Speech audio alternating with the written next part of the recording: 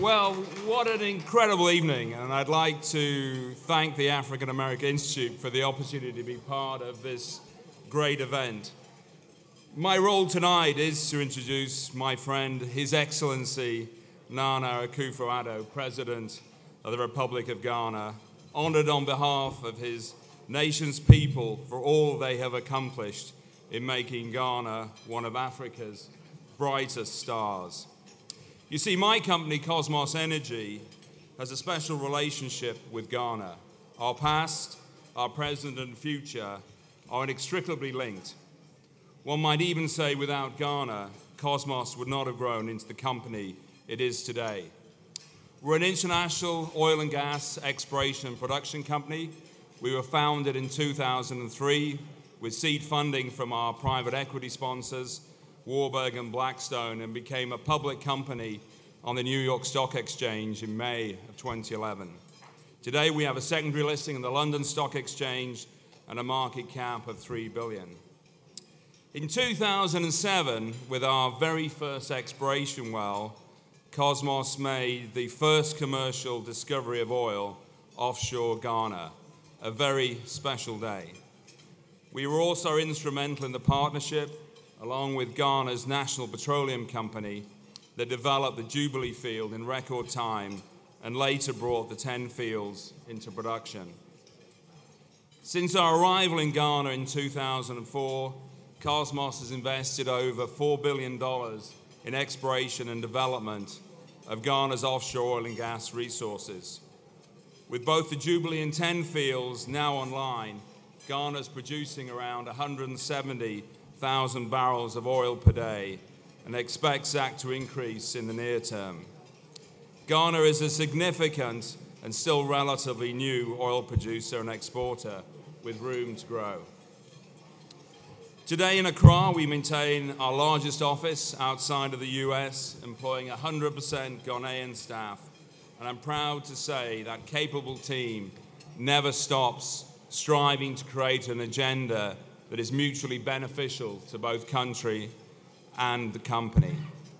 Not surprisingly, our efforts in this regard have blossomed with the recent launch of the Cosmos Innovation Center, an initiative that invests in Ghana's future beyond oil and gas.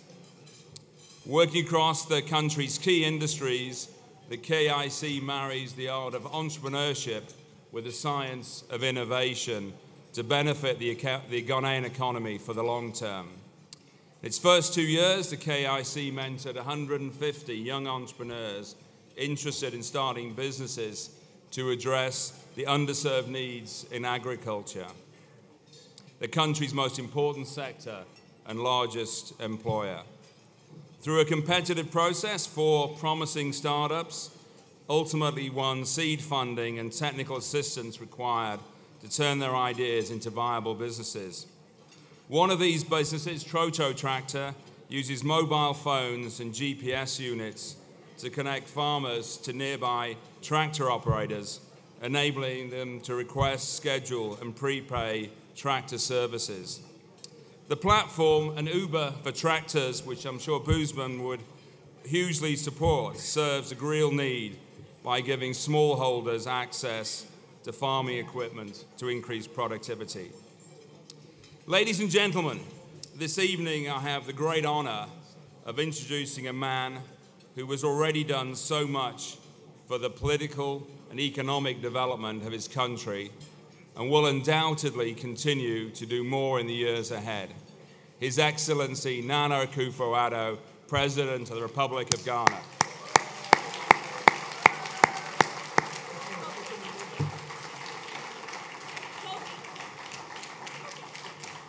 When I met the President for the first time at his inauguration, I could tell straight away he was as serious about achieving his vision for Ghana, that it becomes an optimistic, self-confident, and prosperous nation with a strong and thriving democratic society in which mutual trust and economic opportunities exist for all. The President has had a long and distinguished career serving in the public interest, both from his law practice and championing the cause of human rights, free speech, the rule of law, and democracy. Mr. President, I agree that we're doing our part for Ghana's economic growth, but we can only do it with the support of a great leader like yourself. Mr. President.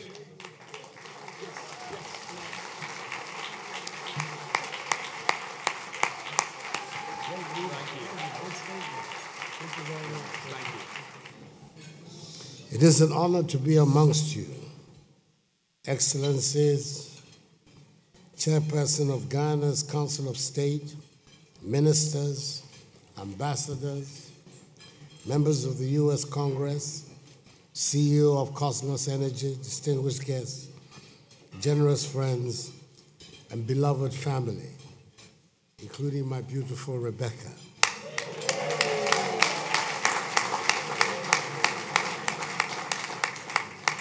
At the 33rd Annual Africa-America Institute Awards Gala. On behalf of the people of Ghana, I thank the Africa-America Institute warmly for the honor of this award, the National Achievement Award. Ghanaians are deeply humbled by the award, and we accept the challenge that it poses on us and in what the world expects of Ghana. But one obvious question I have to ask, should we also rechristen tonight's gala the Ghana America Institute Awards Gala?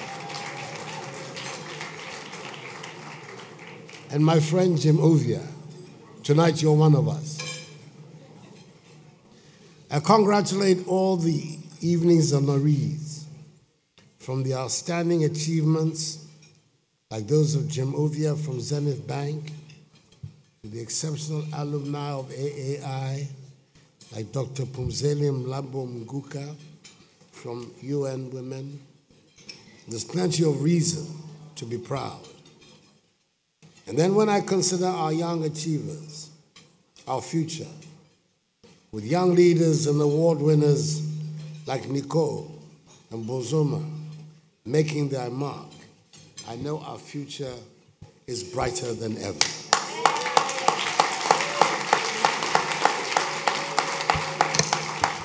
To Steve, Pfeiffer, Kofi Appington, Nikamata Few, and the board of directors of AAI, I say thank you for this exceptional show of appreciation.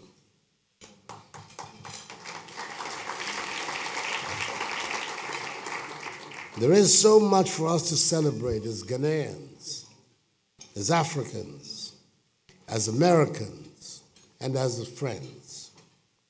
Tonight, I pay tribute to successive generations of Ghanaian patriots who played invaluable roles in establishing the free, sovereign, and democratic Ghana that we are honoring.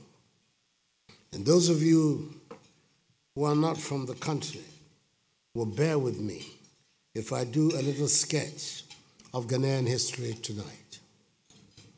I pay tribute to members of the Aborigines Rights Protection Society, Jacob Say, John Mensah Saba, Joseph Casely Hayford, J.B. Brown, and their colleagues, who at the end of the 19th century organized the chiefs and people against the Crown Lands Bill and forced the British colonial authorities to retreat from their attempt to seize our lands, like they did at the time the lands of our brothers and sisters in Southern and Eastern Africa, and thereby help preserve Ghanaian control of Ghanaian lands.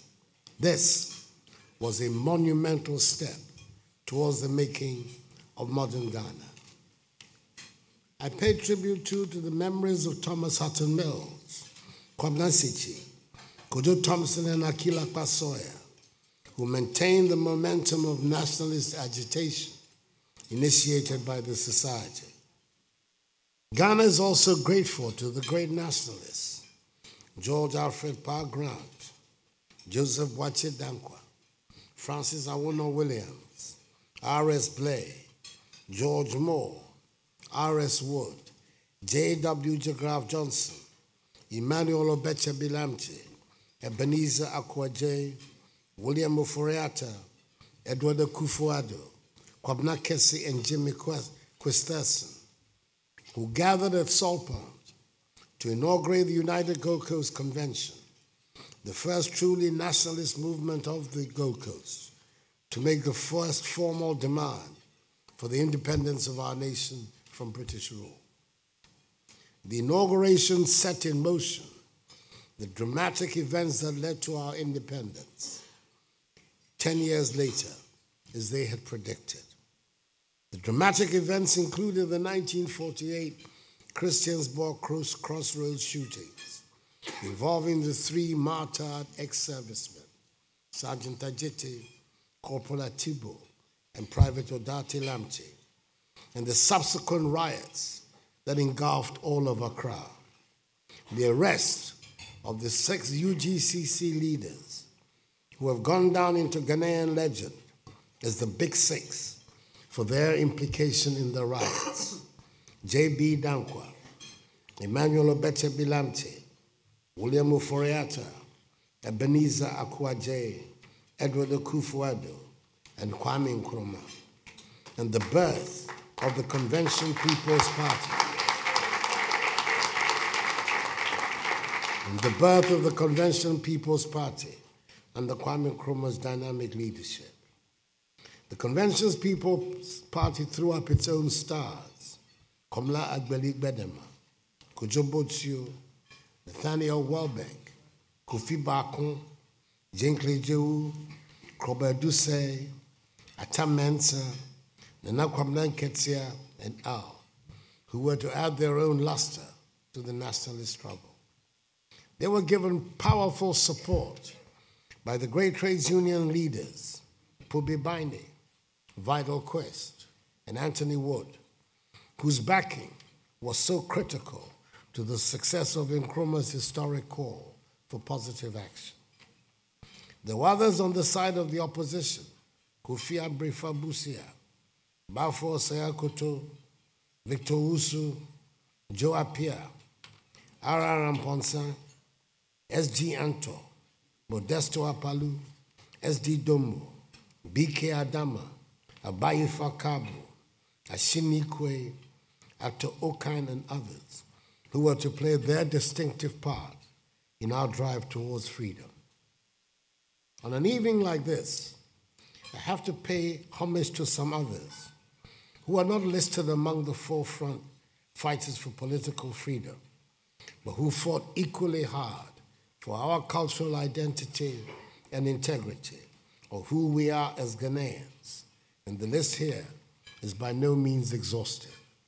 Kwejie Agre, Nana Prempeh I, Nana Ofori-Atta I, Ya Santua, and Nii Kwabena Boni III, iconic traditional leaders. Philip Beho, the composer of our national anthem, and Ephraim Amu, composer of our unofficial national anthem. Theodosia Okon, the designer of our national flag. Amon Kote, the designer of our coat of arms.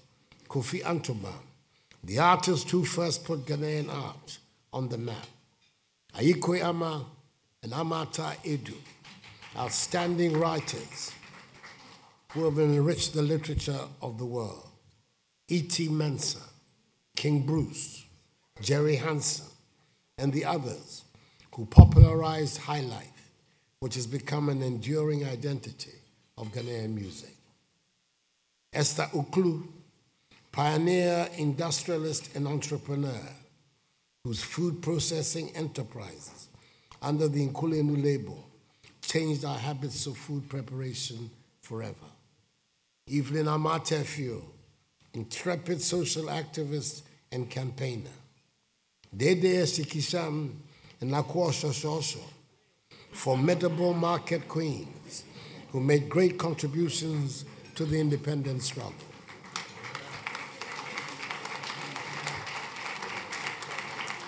And other pioneer entrepreneurs like B.M. Kufuor, Apinting Mensah, Mpotima Dakun, J.K. Siao, B.A. Mensah, and Kwaku Usu, amongst others, who showed the way for the emerging Ghanaian private sector. I pay homage to my predecessor presidents of Ghana, Kwame Nkrumah, our first president, who led us with such verve and panache, finally, to the cherished goal of national freedom and independence.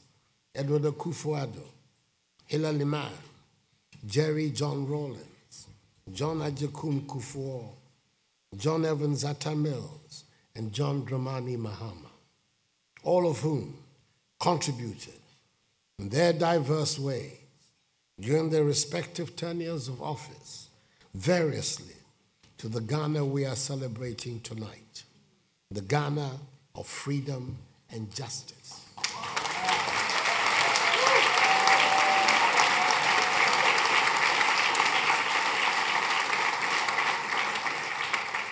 The stirring words of our national motto.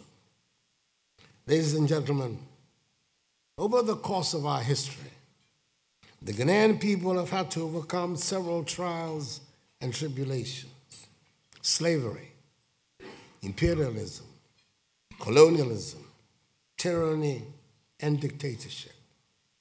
We once lived in a country where freedom of speech was suppressed, where the safeguards of trial, the rule of law, were set aside, where individual property rights were disregarded by the state because the citizen had no guaranteed rights, and where citizens went to jail for expressing honest opinions.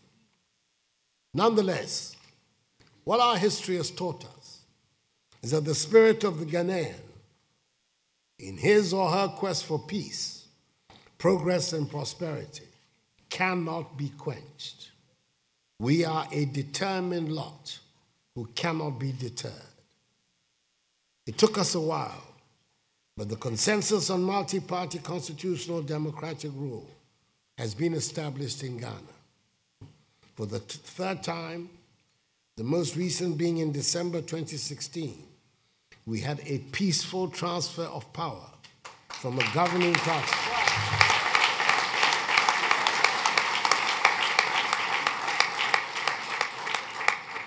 We had a peaceful transfer of power from a governing party to an opposition one.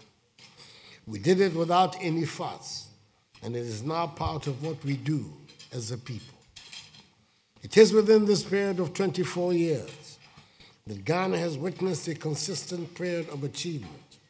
Today, after quite some time, we are recognized as a beacon of democracy and stability on the African continent.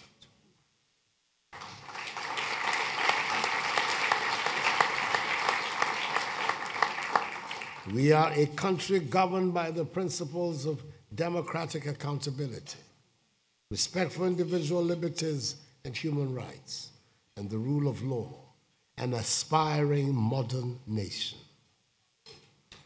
We believe that democracy should not be subject to individual interpretation, and it should not be a negotiation between elites and stakeholders. I was not prepared to put my personal ambition before the principles that made me a politician in the first place. Democracy is best established when institutions are trusted, the rules of the game are clear, and political actors are prepared to win and lose. It is for this reason that in the disputed elections of 2012, my party and I proved that we were willing and able to subverge our individual and partisan preferences for the common good. We demonstrated clearly that it was not the ambitions of Akufo-Addo or the fortunes of the new patriotic party that we sought to promote. The stability and progress of Ghana and the enhancement of her democracy were the paramount considerations that guided our every action in those difficult days. Ladies and gentlemen, the time has now come for us in Ghana to move on even further to deepen our democracy. It's time to make sure that we have a genuine separation of powers between the various arms of government. Our parliament, the legislative arm of government, must grow into its proper role as an effective machinery for accountability and oversight of the executive. Our judiciary must inspire confidence in the citizens so we can all see the courts as the ultimate impartial arbiters when disputes arise, as they would. We must also decentralize more and devolve more power with corresponding resources to the base of our political system and to our people in the regions, communities, and localities. We must trust the individual and collective wisdom and good sense of our people. We must create wealth and restore happiness to our nation. We can only do this when we have a powerful private sector with a strong sense of enterprise, innovation and creativity, and an educated and skilled population that is capable of competing in the global marketplace. That is why we are insisting on making basic education, i.e. kindergarten, through primary school, to junior high school, to senior high school, free in all our public schools.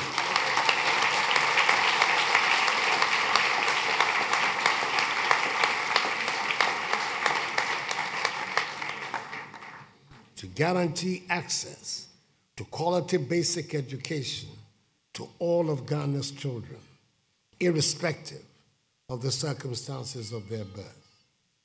In doing so, we must expand our horizons and embrace science and technology as critical tools for our development. We want to create a society of opportunities and incentives. We have to build a confident Ghana, which is united, at peace with itself, and takes pride in its diversity, and which continues to pursue its Pan-African vocation. It will not be easy. We have no illusions whatsoever about the nature of the task that we face. But I know that Ghanaians will rise to the occasion. They always do. The Black Star is going to shine and shine and shine.